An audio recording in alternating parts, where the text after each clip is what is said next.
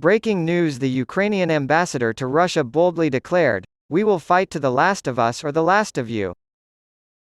Ukrainian ambassador to the United Kingdom Vadim Prystaiko yesterday used the Daily Express to send a message of defiance to Russia, saying that his country would fight to the death rather than negotiate from a position of weakness. Unprintable in its literal translation, his message to the Russian elite could be summarized as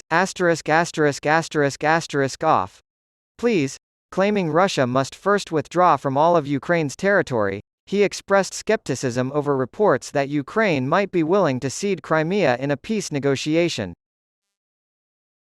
"We will not negotiate with those who invaded our country," he said, "killing our people and destroying our culture. The Russians' departure from our territory is the only acceptable solution in our eyes. So, it looks like we'll be fighting until either we, or they, are dead. When the fighting stops, we'll have to learn to live with the Russians. Here is where we hope to reach an agreement, as the fate of future generations hangs in the balance. This generation will have to fight, but it's unfortunate." According to him, 40,000 strong storm brigades are gearing up for an offensive against the Russians this spring. "1 million men have been mobilized," he said, "so anyone saying there are only 40,000 in these brigades is wrong." Putin predicted Kyiv would fall within days, but the war has already lasted a year. The Ukrainians' ferocious resistance was crucial, but so was the unprecedented amount of military equipment and other assistance from Western allies. Learn more about the exact amounts of military aid received by Ukraine from each country by clicking here. The men will have better intelligence, training, and equipment than the Red Army. They'll have greater tactical versatility as a result. We may be able to negotiate with the Russians from a stronger position if we go on the offensive ourselves.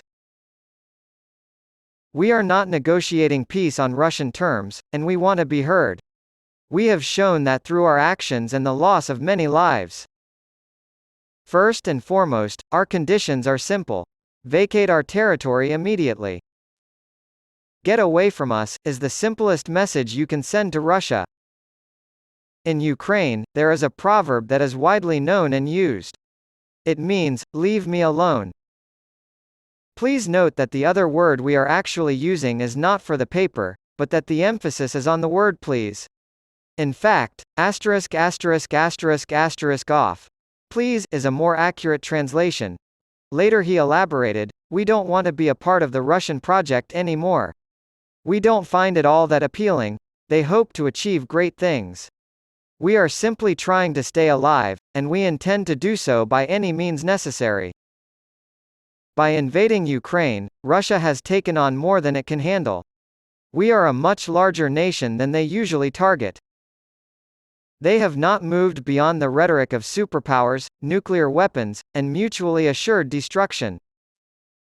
The Ukrainian people emphatically decline this offer and express their disapproval. Mr. Prystaiko, 53, a father of 2 grown sons, expressed optimism about the NATO response to President Putin's nuclear saber rattling and the recent Russian threat to send nuclear weapons to Belarus. He said, "Japan in World War II and Ukraine because of Chernobyl are the 2 countries in the world that have real first-hand experience of a nuclear catastrophe. Trust me, we are fully aware of the danger. But if Putin keeps using this card, do you really think we should just stop fighting? We can't." When asked whether they would stop fighting if there was a nuclear attack, 82% of Ukrainians said no in a recent poll. Actually, there's no way out of this. NATO countries have effectively said to Putin, "We dare you," by refusing to specify their response to a nuclear attack with nuclear weapons. This is a really good response. When Mr. Prystaiko was asked how many Ukrainian soldiers and civilians had been killed in the war, it drove home the country's determination to keep fighting despite mounting losses. He looked visibly upset and said, "It has been our policy from the very beginning not to discuss our losses. When the conflict is over, we will recognize this. In my opinion, it will be a dismal sum." However, this is yet another area where we disagree with the Russians. To us, every life lost in Ukraine is a tragedy.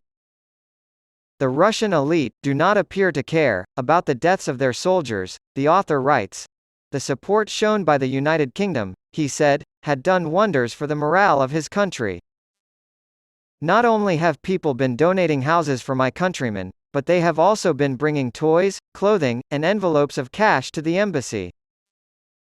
Boris Johnson is still held in high regard in Ukrainian politics for his advocacy on behalf of greater assistance from the international community, particularly the European Union. When he came through for us so quickly, how much do my fellow countrymen care about his political woes at home? Zero. In response to whether or not Rishi Sunak was doing enough to keep that backing, he said, absolutely, before adding that the Ukrainians needed long-range artillery and missiles, tanks, and air power to defeat the Russians. Winston Churchill pleaded with the United States for aid while Britain fought the Nazis in World War II, saying, "Give us the tools and we will finish the job." I'll say it again. I'm asking the NATO powers to hand us the equipment we need to finish this job right now.